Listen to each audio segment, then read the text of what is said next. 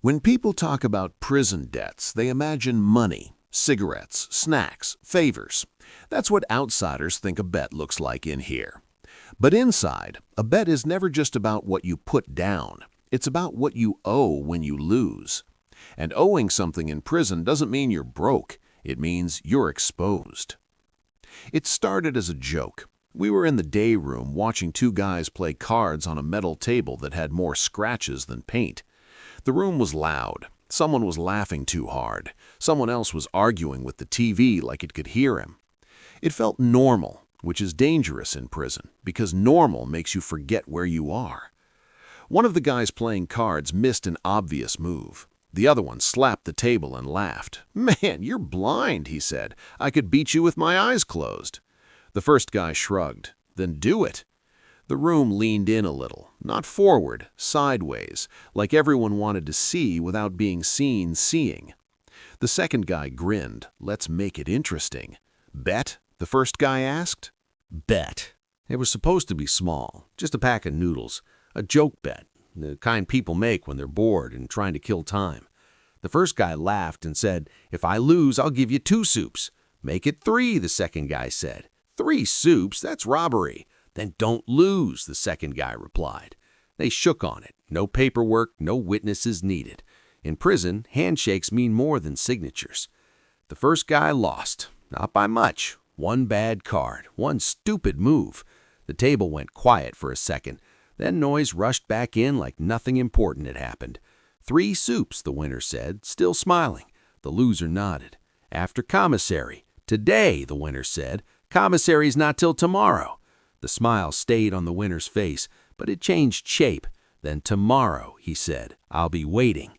Everyone went back to pretending they weren't watching. That's another rule. Never look like you're invested in someone else's problem. Later that night, I saw the loser sitting on his bunk, staring at the wall like he was trying to count the cracks. His cellmate asked him if he was good. "It was just a joke," the loser said. 3 soups, I got that." His cellmate didn't answer right away. He tied his shoe, slow. Then he said, "You didn't just bet soups." "What else did I bet?"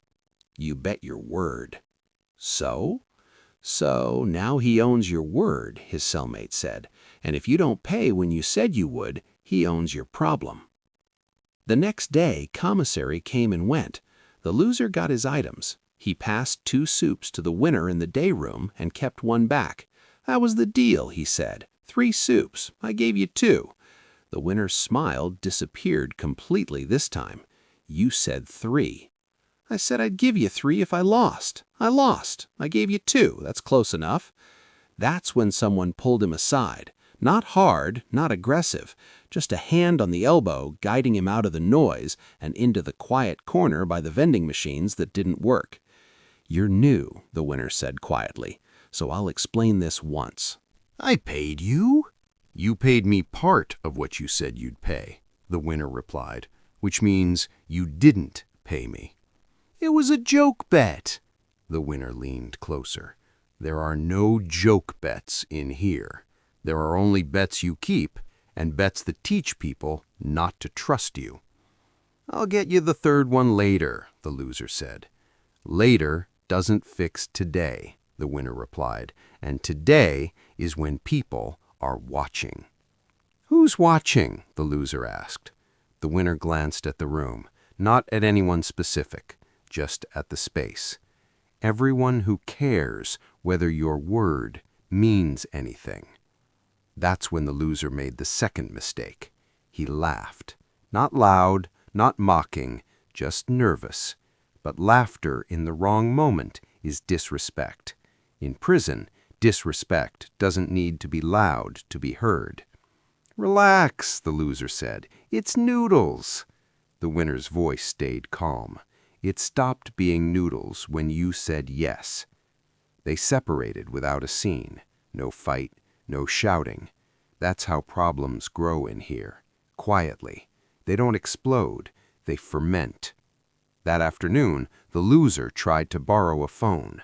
Someone said it was busy. He waited. 10 minutes passed. The phone stayed busy, even when nobody was using it. He went to the table where people played cards. The table was full. Nobody made space. He stood there awkwardly until someone told him to move. In prison, when small doors start closing, it's not random. That night, his cellmate finally said what everyone else wouldn't. "You're being iced." "For what? Over one soup?" "For your word," his cellmate said. "You made it cheap." "I told him I'd pay him." "You told him you'd pay him when it was convenient," his cellmate replied.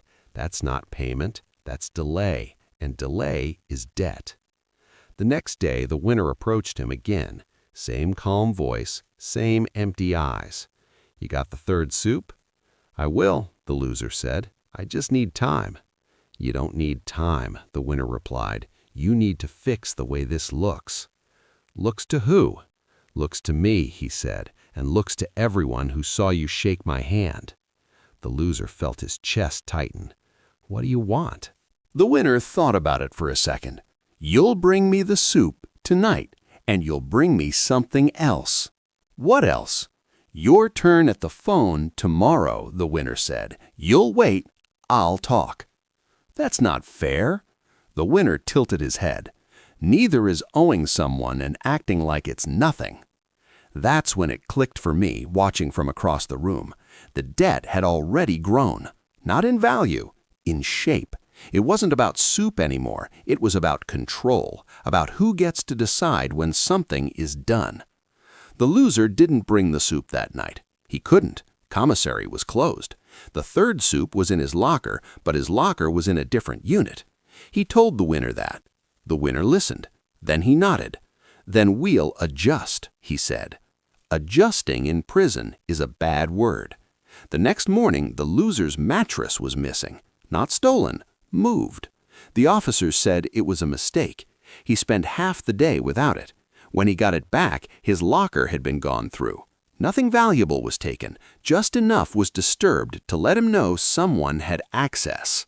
That's when the debt stopped being about items and started being about pressure. Later, someone sat next to him on the bench in the yard, someone who hadn't spoken to him before. "You owe my friend," the man said quietly. "I owe him soup." The man shook his head. "You owe him quiet. You owe him cooperation. You owe him not making him look small." "I didn't mean to—" "It doesn't matter what you meant," the man replied. "It matters what people saw." That's the part outsiders don't get.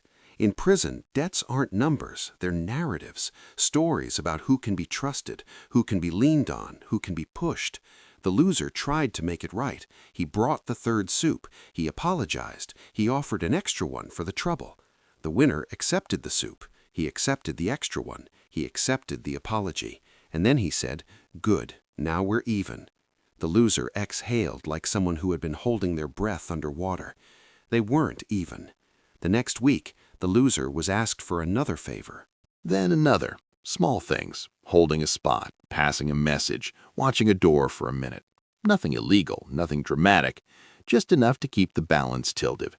That's how prison debt works. You don't pay it off, you manage it.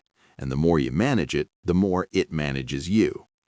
One night, the loser asked his cellmate, "How do I end this?" His cellmate didn't answer right away. Then he said, "You can't. You can only stop starting it." A month later, the loser got moved to another unit. Not because of the bet, not officially. Officially, it was administrative. Unofficially, it was because he had become someone other people could use. The debt didn't follow him by name. It followed him by reputation. That's the real lesson of prison bets. They don't end when you pay. They end when you never make them in the first place. Because in here, owing money is nothing. Owing access is nothing. Owing items is manageable. But owing someone the right to decide when you're done, that's the debt that doesn't clear.